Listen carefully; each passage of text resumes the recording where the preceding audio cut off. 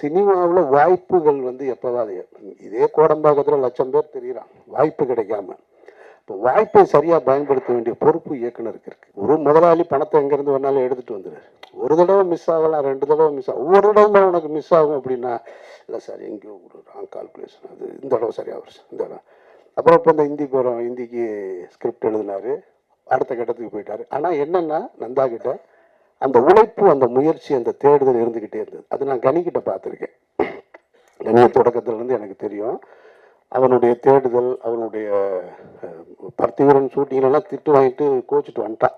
காய்ச்சல் வந்துருச்சு அவனுக்கு. அப்புறமா திரும்ப வந்து அந்த அந்த ஈகோலாம் பார்க்காம திரும்ப தேடிக்கிட்டே இருக்கும், ஏதாவது ஒரு வேலை செஞ்சுக்கிட்டே இருக்கும். அது நந்தா கிட்ட இருந்தது.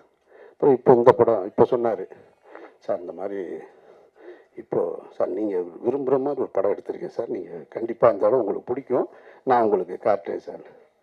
எத்தனை தடவை தான் என்னை ஏமாற்றுவேன்னு தெரியல அப்படின்னு நினச்சி தான் அந்த படம் போய் பார்த்தேன். படம் உண்மையிலே படம் எனக்கு ரொம்ப நெருக்கமாக இருந்தது, பிடிச்சிருந்தது. இப்போ படம் பார்த்துட்டு அழுதுன்னு சொன்னதில் பாதி உண்மை, பாதி வந்து கொஞ்சம் தூக்க கலக்கம் வேறு இருந்தது. அதனால் லேசாக கண்ணு கலங்கிருந்துச்சு. அதில் நந்தாவோட புத்திசாலித்தனம் என்னென்னா, படம் பார்த்து வெளியே வரும்போது ஒருத்தர் வீடியோ எடுத்துக்கிட்டே இருக்கார் ரெடியா. ஆமாம், அப்படியே கண்ணு லேசாக அப்படியே கலங்கி வந்தோடனே, சார் அழுதுட்டீங்கல்ல,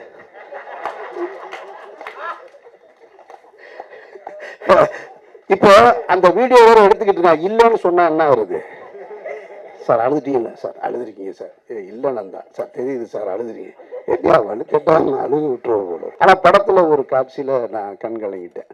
அது அந்த குழந்தை, 2வது குழந்தை ஒரு கட்டத்தில் பேசும், அந்த இடத்துல கண் கலங்கிட்டேன். படமும் இறுதி அந்த இது வந்து எனக்கு ரொம்ப, மொத்தத்தில் படம் வந்து எனக்கு ரொம்ப நெருக்கமான பிடிச்ச படமா. இப்படி ஒரு படத்தை எடுக்கணும்னு நான் ஆசைப்பட்டுக்கிட்டு இருந்தேன். நந்தா கரெக்டாக அந்த படத்தை செஞ்சுருக்காரு. அது குடும்பத்தாருக்கு நான் சொல்லுவேன்.